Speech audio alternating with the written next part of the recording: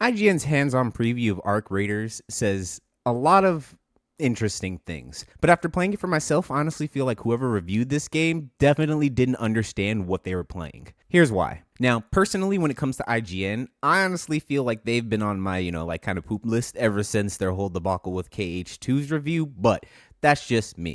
Either way, when it comes to gaming journalism as a whole, the reputation of these journalists honestly isn't that great because of videos specifically like the one we're going to look at today. At the end of the day, I think the problem with gaming journalism, especially right now, is the fact that, let's be honest, these are things that are dependent on people's opinions and how well they mesh with the game, as well as understand it and how good they are at these games sometimes. And it can just give you a disingenuous or sometimes unclear view of what the game actually is offering and what it's about. Anyways, as you see, I'm looking at this video in the highest quality that I possibly can because I don't have premium. But the first thing I want to notice and point out, I don't understand what kind of computer this guy is running on. But man, look at this footage. It is not that, how do I say? I don't know if it's like the bit rate on YouTube or what, but some of it is just kind of, you'll see what I mean throughout, but like I'll put up a comparison of my video here in a second, and just can you just tell me like exactly how we have the same footage? Like from what I understand, from what the devs have said and what everybody has said who's played Tech Test 2, this version of the game looked better than the server slam, and the only version of the game that I have played so far is the server slam.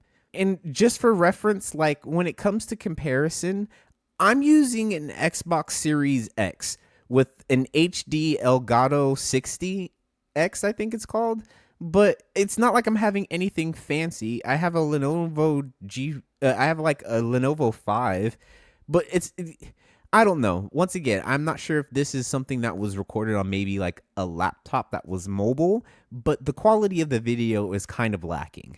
Anyways, let's go back and I'll pretty much just kind of go segment by segment of some of the moments that I thought where the person just kind of gets this wrong. And from what I understand, Jared Petty, from what everybody said in the comments on the article, at least, and on the website, normally is pretty on the spot, but this one just felt lazy, like lazy journalism from him. So maybe this is just an outlier or something. Who knows? I don't know if it was just like an off day or something like that, but like I said, we'll show you here.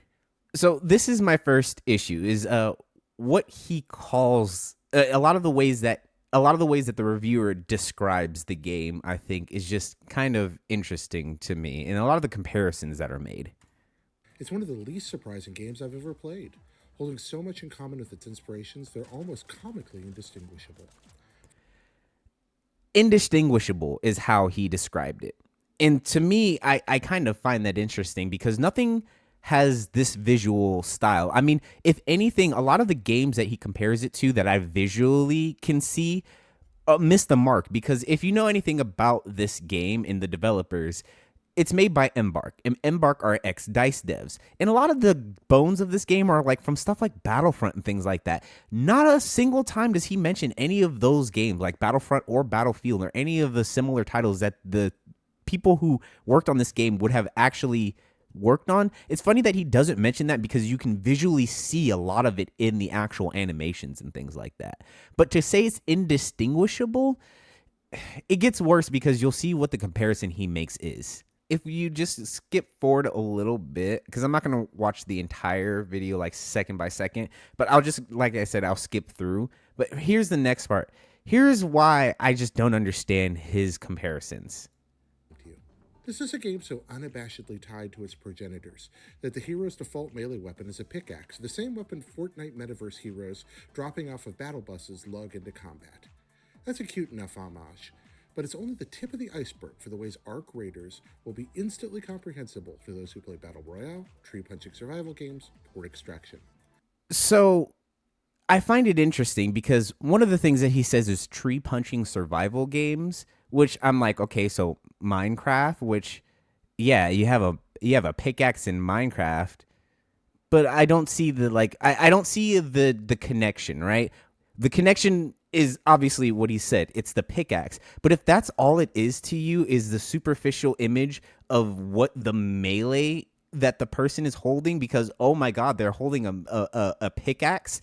It's the exact same game. What's funny is he doesn't even talk about what you would think he would talk about is the fact that you can build walls, because what he has here in his hand, I believe, hopefully, would be like this barricade item that you have, in which you can literally technically build in the game. Does he mention that connection to Fortnite? No. The connection that he mentions to Fortnite simply is just the pickaxe. It's the fact that they have the same melee weapon to him. Weapon is a pick. Like, that's all that it takes, is that you have a pickaxe and what, loot?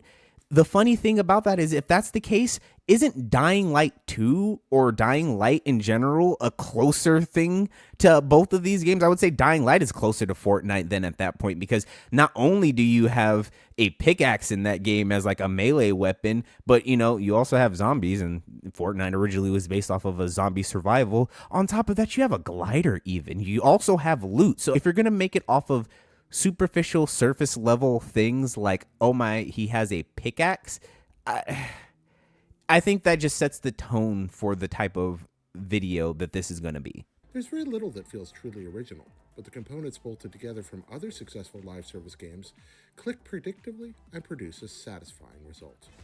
So from what I'm understanding is that he's basically trying to say, it's not that it's bad. They've selected the best parts of different games and put them together, which I would call that good game design for any game. And that's how most games are designed. You take the best of what has worked and you make something new with it. My issue, though, is that he says that there's nothing that necessarily separates the game from anything else. There's nothing original to it. But like, let's just talk about the sound design alone. Here's a clip of the Queen in the game, and you tell me what other games replicate sound design to this level still to this day.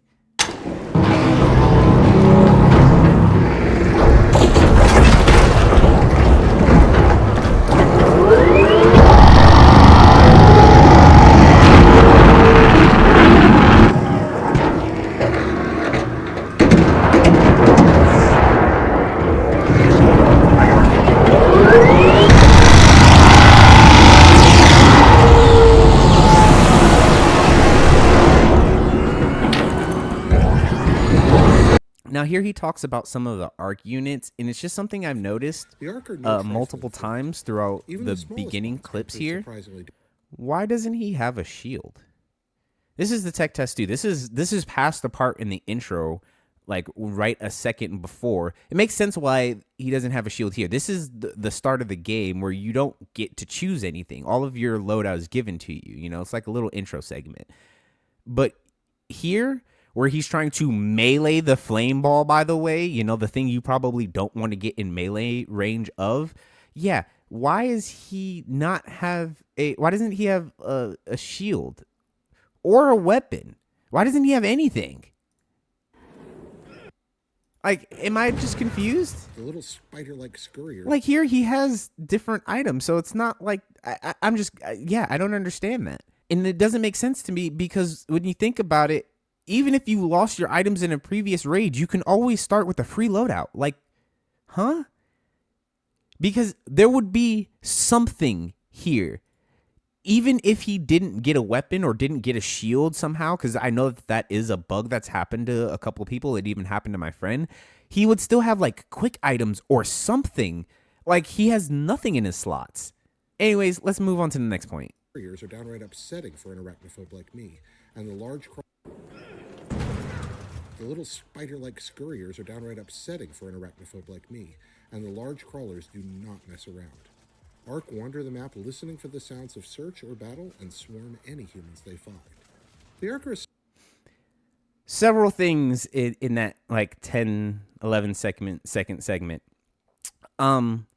First of all, as a person with arachnophobia, I don't. The little spider-like scurriers are downright upsetting for an I mean, upsetting, I guess. But I don't know how upsetting. Maybe. All right, that's just a nitpick at this point. But here's my other thing. Why are you fighting a leaper at no health?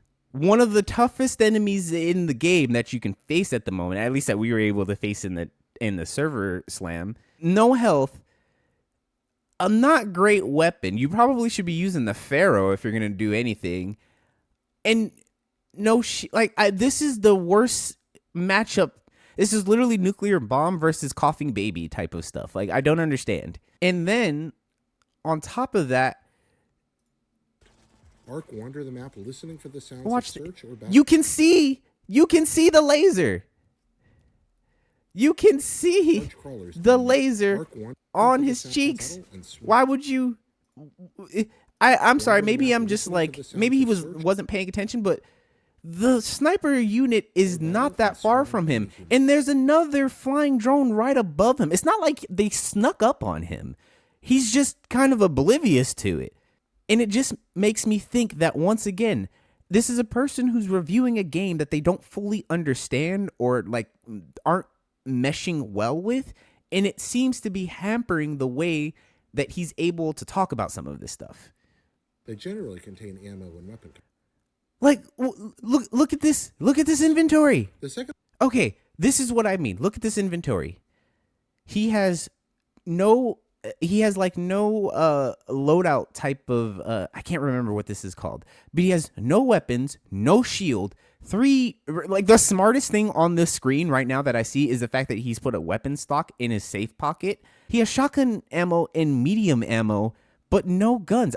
He has no quick use items. I'm very confused how he even set himself up like this. It feels like this is a less of the game being bad and more of I have reading comprehension. This isn't even really a skill issue. This is just reading comprehension problems. This is a lack of basic understanding of game mechanics. If I'm not mistaken, the game literally tells you if you have the wrong type of ammo and gun. Like, if you don't have the compatible type of ammo with the gun that's in your loadout, it also tells you if you don't have certain things in your loadout.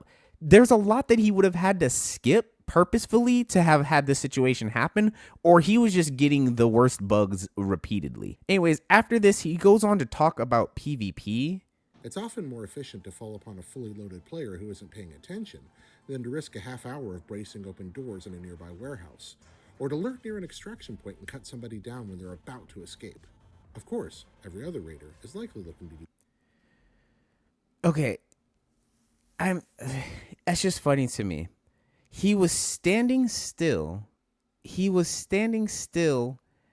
At the extraction. Or to lurk near an the thing with the flashing lights and the loud sirens. He was standing still in front of it and is surprised he got downed? You are the player that is not paying attention that you're talking about at the beginning of that clip that I just played. Bullets mostly go where you want them to, depending on the capabilities of your chosen weapon, and melee attack power is substantial. Bullets go where you want them to, depending on your capabilities of your weapon. So how you use a gun? Is that what I'm understanding? This sounds like an issue of aim, where he can't control the weapons and is trying to make it seem like it's the game's fault rather than his, because bullets go where you want them sounds like every shooter game that I've played. Where you aim is where the bullets go. If you can't control the recoil and the reticle is still going up, then okay. The environments are passable, with the usual collection of rusty warehouses, abandoned apartment buildings, and overgrown vacant lots you'll find in a lot of post-apocalyptic shooters. Everything is serviceable, but it all kind of feels like they gave Fortnite a coat of DayZ grime and moved on. I can't. His obsession.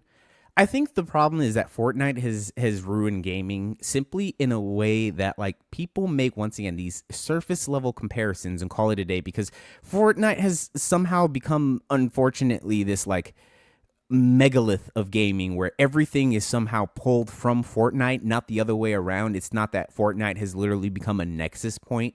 You know, the whole entire idea of it, everything is in Fortnite, not everything comes from Fortnite. But I just don't understand. Once again, I'll put up some of my own footage, but how do you see this and compare it to Fortnite especially with a DayZ code of grime that just, yes, it's Fortnite, but with a little bit of grittiness. Like, come on. It it feels juvenile of a comparison. It feels like a lazy comparison. He doesn't even really say why it looks like Fortnite, just that it does. And that's what I don't get. Why does it look like Fortnite? What about it does it look like Fortnite? Or what about the layout is like Fortnite, but has a skin of DayZ necessarily? You know, I don't play DayZ, so maybe that's the issue. Maybe I don't see that connection. But I'm really missing the Fortnite connection outside of the damn pickaxe. Loaf is tasty, if a little cold. Remember what I said about aiming? Hold on, let's go back to that. Let's watch that one more time. If a little cold. Every drawing. Sir, you're meatloaf. The meatloaf is your aim. What are you talking about? The meatloaf isn't the game, if a little cold. It's your aim. What was that, bro? That was cold meatloaf. That's not even lukewarm. That was just straight cold. And not in a good way. He also has a lot of contradictions in the game. And when I say contradictions, I mean like blatant ones. Here's a perfect example. Colors granting you the ability to develop more useful or rare items. A single special pocket in your inventory allows you to keep one discovered item safe. One discovered item. That says 3. You have 3. This I think the issue might be the fact that, if I'm not mistaken, the person who edited this is completely different than the person who's writing this article. And IGN, if that's how you do that, never do that again, because you have a reviewer whose stuff, the things that they're saying is different than what the editor is putting on screen. That's 3 items. Then there's the next contradiction here, which I find so funny to me. Because remember how earlier he described the game as not having anything original or interesting that makes it stand out necessarily? Shaders take time to open and generate quite a bit of noise when manipulated, which is a delightful tension-raising mechanic that I really appreciated. Opening one of these was especially harrowing when playing solo. You can really feel the vulnerability with your camera locked forward, not knowing what passing robot or player might discover you as you make an ugly racket jimmying a door. I've never had someone almost verbatim describe how I feel about like an aspect of a game that I really enjoy, and yet he does it and somehow completely doesn't understand that is like a unique thing about the game, for the fact that, you know, there aren't many games that use sound and tension in that kind of deliberate way. I mean, at least when it comes to opening a cache, I know there are games like Hunt Showdown that really, really focus on their sound, and things like Tarkov that, you know, have realistic sounds, and normally there's a sound for almost everything. But the fact that Arc Raiders, in his own words, uses the tension of opening just not only doors, but jimmying open like car hoods and things like that, adds a layer of tension that he himself enjoys. It just confuses me once again. Like, I can't think of how many games make opening a container an integral part of tension, which is something that you're going to have to do every match. Every match, you're going to have the hairs on your neck standing on end, hoping that either a drone or some type of arc unit or raider doesn't hear you as you're cracking open whatever you're cracking open. It just seems like a huge contradiction in my eyes. There's also some part of crafting that involves a live rooster. I never figured that part out. As you Hold up. He didn't figure out. Okay. never figured that. And this is probably the worst example, the biggest offender. He didn't figure out how Scrappy works. Let's figure this out together, class. This rooster has been a resident of the workshop since the day you moved in, and likely long before that. Will periodically bring back dubiously sourced materials and share them with you. It sounds like Scrappy brings you scraps. Oh my God, I think I just figured out his name. I think I know why they call him Scrappy. And then you hit this yellow button that says claim, that says collect Scrappy's supplies to help you craft some basic gear. And then this one might be just me guessing, but there's a train button up here that allows you to train Scrappy to potentially maybe get higher gear stuff or higher tier stuff, or higher quantities of things. Like he can he can grab more. I don't know. But maybe if once again we got past the basic reading comprehension that's necessary for a menu in red, you would have figured out how Scrappy works. After this, he goes on about some character customization critiques. Character design with default options is pretty rough, but a number of better textures and outfits open up when you apply premium currency. Maybe this is just because of the build. It looked like there was only one outfit that he had access to, but in the server slam, there was like four because we had access to the Raider decks. And I don't even know if you need to pay for the Raider decks necessarily. Maybe you will, but there's also the pre-order skins and all this type of stuff. There's a lot of other skins I think that you'll have access to without premium currency.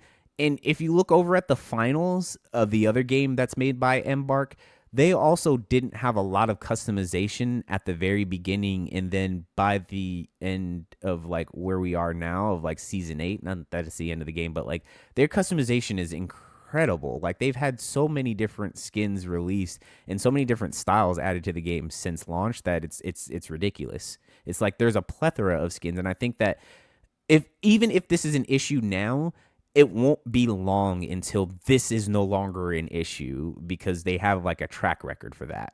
Anyways, he goes on to talk about how there's nothing here to really challenge any of the other games that exist and everything like that. But like, that's where I just think he's wrong. Once again, I have a video, for example, that shows just the difference between one match to the other as far as what you can expect when it comes to solos. And just having one person decide to join you or have one raider have a defib to be able to revive you during a match can change the entire momentum of one of your runs.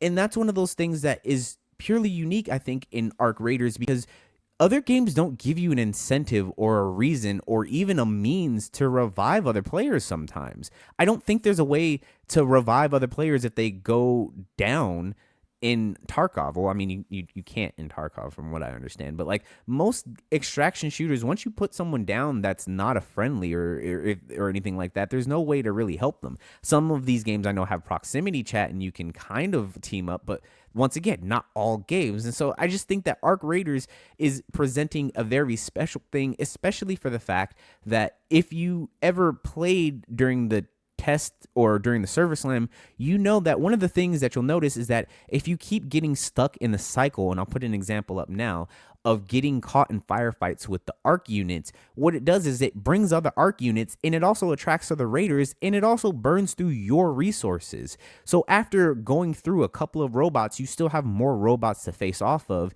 Your resources have burned out. Your healing might be low now. And then you get ganked by a third party who's been hearing you pop off shots for the past 5 minutes. There's things that this game provides that others don't simply because they don't even have the same structure of PvPvE. So I just feel like, once again, the person who went and recorded this was not the same person maybe who reviewed this. That's the only thing that I can think of. And you're just having a clash of what's on the screen versus what they played. Maybe you're having people who have two different experiences, but clearly the person who is giving us the actual review doesn't understand multiple game mechanics and in many cases can't even read what's on the screen. They can't even provide a reason besides Fortnite pickaxe as to why the game reminds them actually of Fortnite and is so apparently redundant from it, because that's the only game that I could really remember them saying more than once as far as what this game reminded them of. But videos like this are why people feel like gaming journalism has taken a real bad turn, because sometimes people just give reviews that feel downright disingenuous to the point that they're almost deceitful. But anyways, I'm looking forward to Ark, and if you want to see more Ark content, follow, like, and subscribe. I'll have a couple more videos up before the launch next week. And there will be an annotation with my videos of my past Ark videos that are up now on the screen. But other than that, please like and subscribe, comment down below, share with your friends, share with your mama, and peace and chicken grease, Raiders. I'll catch you topside. I'm out.